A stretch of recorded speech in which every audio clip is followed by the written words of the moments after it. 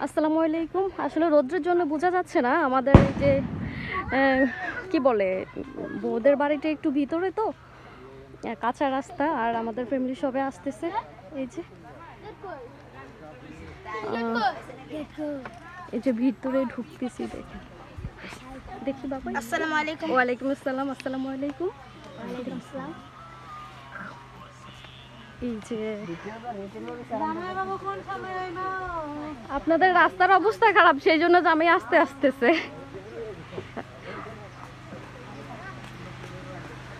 এই তো গ্রামের বিয়ে আসলে অন্যরকম মজা। জানি না, আমি কখনো এরকম বিয়ে এতটা গ্রামে আসি নাই। আমাদের এই তো বউদের বাড়ি। সবাই ভালো থাকবেন।